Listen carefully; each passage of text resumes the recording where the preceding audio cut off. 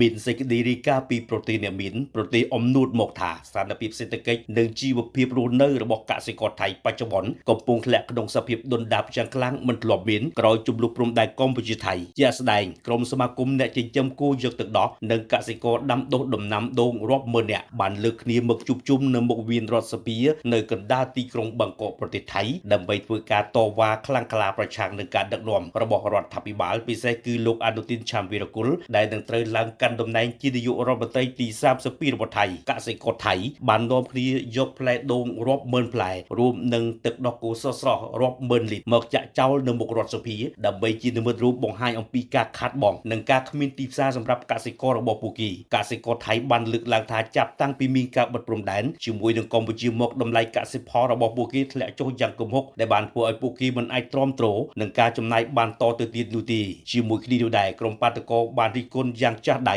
ទៅលើការសន្យាខ្យល់របស់រដ្ឋាភិបាលថៃដែលកន្លងមកធ្លាប់អះអាងថាប្រជាជននឹងមានជីវភាពធូរធារប៉ុន្តែផ្ទុយទៅវិញកសិករថៃបែរជាត្រូវរងទុក្ខវេទនាបែបនេះលើពីនេះកសិករថៃក៏បានរិះគន់ចំទៅលើបុគ្គលជាតិឱកាសមួយចំនួនដែលជាយាមនាំចូលផលិតផលពីក្រៅប្រទេសមកលក់នៅក្នុងតម្លៃថោកដែលជាការបំផ្លាញទីផ្សារនៅក្នុងស្រុកតាមរយៈការតវ៉ានេះកសិករថៃបានអំពាវនាវឲ្យរដ្ឋាភិបាលថៃមើលឃើញអំពីទុក្ខលំបាករបស់ពួកគេជាបន្ទាន់និងបញ្ឈប់ការប្រើប្រាស់ពាក្យសម្ដីភូតភរកុហកដើម្បីបោកប្រាស់ពលរដ្ឋតទៅទៀតនិងប្រមានថាបើគ្មានដំណោះស្រាយសមស្របណាទីនោះសកម្មភាពតវ៉ាបែបនេះនឹងកាន់តែរីកធំនៅទូទាំងប្រទេសថៃតែម្ដង